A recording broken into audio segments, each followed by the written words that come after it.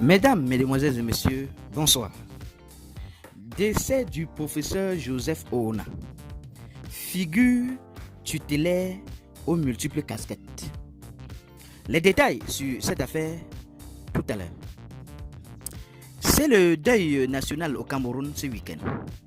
Le professeur Joseph Oona, émine constitutionnaliste et personnalité politique de premier plan, s'est éteint dans la soirée du samedi 6 janvier 2024 à l'âge de 78 ans. Retour sur le parcours d'une figure tutélaire aux multiples casquettes. Né le 25 janvier 1945 à Akoum, dans le sud, Joseph Oona décroche son agrégation de droit public à la Sorbonne. Dès 1973, il entame une prolifique carrière universitaire au Cameroun en devenant chef du service enseignement et recherche à l'université Yaoundé 1. Tout à tout directeur de l'Institut des relations internationales, chancelier de l'université de Yaoundé, il marquera des générations d'étudiants par la qualité de son enseignement.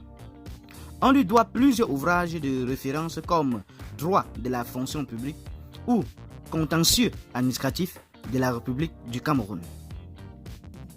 Mais Joseph Oona était bien plus qu'un simple universitaire.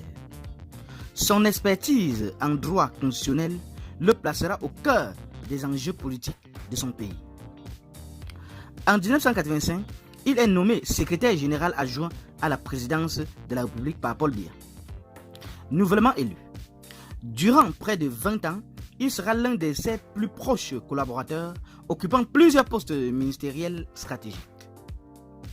Son influence est telle qu'il est considéré comme le père de la Constitution de 1996 qui consacre le régime hyper-présidentiel camerounais.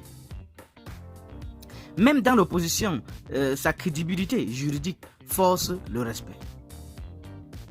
Des critiques ont cependant entaché le bilan du grand prof, sa fameuse phrase « Tant que je vivrai, un Bamileke ne serait jamais président », a choqué par son tribalisme décomplexé et son allégeance indéfectible au pouvoir. Biya interroge. Certains analystes le soupçonnent même d'avoir couvert des irrégularités électorales. Sacrifiant l'état de droit sur l'autel des intérêts politiciens, des zones d'ombre qui nuancent quelque peu l'aura de cette figure tutélaire du monde politico-universitaire camerounais. Qu'en pensez-vous de cette affaire, chers internautes? Donnez vos avis en commentaire, sans hésiter de vous abonner à la chaîne, tout en activant la cloche de notification pour ne plus rien rater de nos prochaines vidéos. À très bientôt.